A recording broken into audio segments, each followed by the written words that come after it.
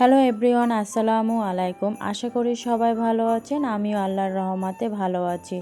ঈদ শেষ হয়ে গেছে অনেক দিন হলো, কিন্তু আসলে তারপরে সব কিছু গুছিয়ে আর আপনাদের মাঝে ভিডিও শেয়ার করা হয়নি। এই তো ঈদের পরে আশা করি সবারই সেই আগের ব্যস্ততম দিনটিতে ফিরে এসেছেন। আমরাও সেরকম ব্যস্ততম দিনগুলো শুরু হয়ে গেছে আমাদেরও। এই তো সেদিনকে সকাল সকাল আসলে রুটি বানিয়ে নিচ্ছিলাম। আর এভাবে কে কে রুটি সংরক্ষণ করেন, আমার কোন কোন আপুরা? আমি মূলত লাল আটাটা খাওয়া পছন্দ করি, এইটা মূলত ফাইবার থাকে বেশি। তো এই তো আমি সকালবেলা উঠে প্রথমেই রুটিটা সিদ্ধ করে নিচ্ছিলাম, আটাটা সিদ্ধ করে নিচ্ছিলাম। আর এভাবে যদি আপনারা সংরক্ষণ করেন, পানিতে যদি একটু তেল দিয়ে সংরক্ষণ করেন, তাহলে বিষয়টা বেশ কয়েকদিন নরম থাকবে এবং ভালো থাকবে। এই তো ভালো করে মথে নিয়েছিলাম, রুটি পিঠা হোক আর আটার পিঠা হোক, আসলে জিনিসটা যদি ভালো করে মাখা থাকে তাহলে কিন্তু কি বলে ফাটে না, বেশ সফট হয় জিনিসটা আর কি।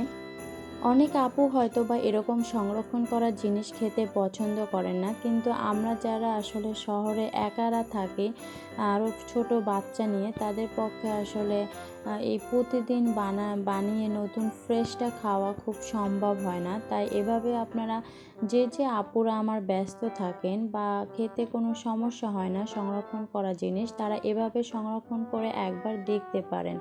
এই তো আমি এভাবে লেচি কেটে নিচ্ছিলাম প্রথমে। যাই হোক, তারপরে এক এক করে আমি রুটিগুলো বানিয়ে নেব।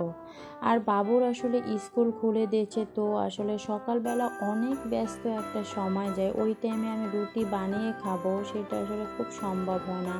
আর আমার বাসায় আমি শুধু একাই সেই ব্যক্তি যে কিনা রুটি খেতে পছন্দ করি, আর অন্য কেউ আসলে পছন্দ করে না। আর লাল আটাটা আমি খুব বেশি পাই না, যার কারণে আমি লাল আটা যে সবসময় খাই সেটা বলতে পারতেছি না। যখন পাই তখন আমি মূলত লাল আটাটা খাওয়াই পছন্দ করি, কারণ এটা হলো আমাদের শরীরের জন্য অনেক ভালো এবং খুবই হেল্পফুল স্বাস্থ্যের জন্য। তো যাই হোক, কথা বলতে বলতে আমি রুটিগুলো বেলে নিচ্ছিলাম। তারপরে এই যে রুটিগুলো হালকা একটা ছ্যাঁকা দিয়ে নেব, জাস্ট যেন একটার সাথে আর একটা না লাগে।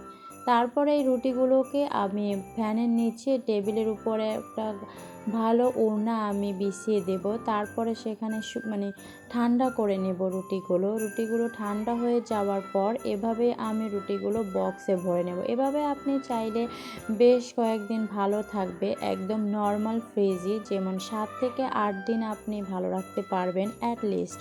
তো এতগুলো রুটি আমার বেশ অনেক দিন চলে যাবে দিব্যি। তারপর না হয় আমি আবার বানিয়ে নিতে পারবো। আমি আসলে প্রতিদিন রুটি খাই সেটাও না, আমি আসলে একই টাইপের নাস্তা খেতে পছন্দ করি না, আমি ঘুরিয়ে ফিরিয়ে খেতে পছন্দ করি।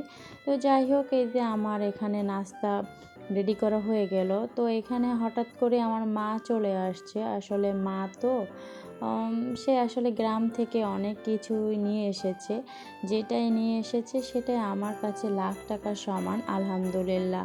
তো অন্যদিকে খুব বৃষ্টি হচ্ছিল, একদিকে বাজার, অন্যদিকে বৃষ্টি এবং কারেন্ট চলে গেছিলো। এই তো ফাঁকে ফাঁকে আমি আমার দুপুরে রান্নাটা শেষ করে নিয়েছিলাম। যাই হোক, এই ব্লগটা ছিল শুক্রবারের ব্লগ। তো আমি আমার রান্নাটা খুব তাড়াতাড়ি শেষ করার চেষ্টা করতেছিলাম, কারণ ওর বাবা এসে খাবার খাবে। তো ওই দিনকে শুধু মুরগির মাংস আর মা লাউ শাক নিয়ে এসেছিলো, সেই লাউ শাকটা রান্না করেছিলাম। কাঁচা আমের সিজন চলতেছেন, আমার কোন কোন আপুরা আসলে আমের আচার বানানো শুরু করে দিয়েছেন। আমি আসলে রান্না বান্না এটা সেটা বানানোতে খুব বেশি পটু না।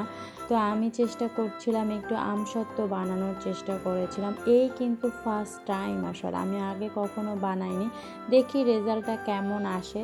কিন্তু বানানোর সাথে সাথেই মাশাল্লাহ বৃষ্টি শুরু হয়ে গেছে। আমি 2 দিন পরে ভয়েস ওভার দিচ্ছিলাম, কিন্তু এখনও আমার আমসত্ত্ব আমি রোদে দিতে পারিনি, শুধুমাত্র ফ্যানের নিচে আমি যতটুকু রেখেছি আর কি, অতটুকুতেই আসলে যেটা হয়েছে অতটুকুই পেরেছি, শুধুমাত্র এখন শুকিয়েছে। তো যাই হোক, আপনাদের বাসার এই যে আমি খাবার দাবার সব কিছু শেষ করে তারপর আমার বাসার যে একদম ছোট সদস্য এবং মহাপণ্ডিত আমার বাসার যে, তাকে নিয়ে আমি খেলাধুলায় ব্যস্ত হয়ে পড়েছি। তার বড়ই আবদার হলো তাকে কেলে দিয়ে ফুল বানিয়ে দিতে হবে। ভাই আমি হলাম এক আনাড়ি মানুষ, আমি এই কেলে দিয়ে ফুল ড্রয়িং এগুলোতে খুবই কাঁচা, এগুলোতে আমি টোটালি এক্সপার্ট না। কিন্তু তারপরও ছেলের যেহেতু আবদার করতে তো হবেই, অ্যাটলিস্ট চেষ্টা করতে হবে। আসলে শহরের বাচ্চারা তেমন খেলার সুযোগ পায় না, ওদের সাথে যদি আমরা এতটুকু না করি তো দেখা যাবে ওদের ব্রেন ডেভেলপটা সঠিকভাবে হবে না। তো আমি পারি না, তারপরও যতটুকু পারি অতটুকু চেষ্টা করছিলাম, সাথে তাকেও নিয়েছি। এইটাই জাস্ট একটা ক্রাফটিং, এই তার সাথে মজা করা। কিন্তু সে কি আর ঠান্ডা লোক, সে এটা নেয় ওটা নেয়, আমার এটা নিয়ে যাচ্ছে ওটা নিয়ে যাচ্ছে। আরও কি তার সাথে আমার আনন্দময় সময় যাবে, আরও উল্টো আমাদের রাগারাগি লেগে যায়। যাই হোক, কার কার বাসায় এরকমের ছোট বেবি আছে তারা অবশ্যই কিন্তু বাচ্চাদের টাইম দেবেন, কারণ আপনার টাইম আপনার সন্তানের জন্য খুবই ইম্পর্টেন্ট। আই নো আমরা সবাই এখন খুব ব্যস্ত থাকি, খুবই, বাট তারপরও শত ব্যস্ততার মাঝেও আমি মনে করি যে বাচ্চাদের আসলে টাইম দেওয়াটা উচিত।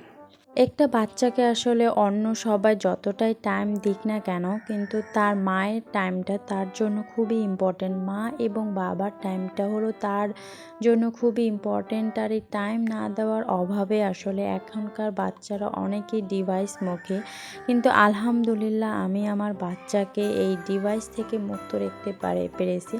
যদিও আমি বলবো না যে আমি ওকে 100% টাইম দিতে পারি বা কিছু, বাট আমি চেষ্টা করি যতটুকু সম্ভব ওকে টাইম দেওয়া।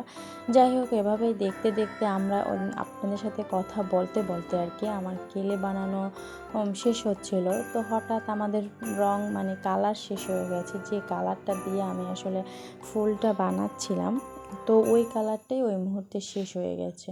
তো যার কারণে আমি দুইটা কালার মিক্স করে একটা কালার আনার চেষ্টা করছি, কিন্তু আসলে হয়নি। যাই হোক, যতটুকু পেরেছি ততটুকুই করার চেষ্টা করছি। এই হলো তার ফাইনাল লুক। কিন্তু দেখেন মাঝখানটা কিন্তু একটু খালি খালি দেখাচ্ছে। তো আমরা আসলে চিন্তা করতেছিলাম যে মাঝখানটায় কী করা যায়। তো ভাবতেই আমি আসলে এই যে সাহেবের নামটা লিখে দিলাম। যাই হোক, এই আজকে ফুল দেখাতে দেখাতে আমরা বিদায় নিলাম। আল্লাহ হাফেজ, ভালো থাকবেন।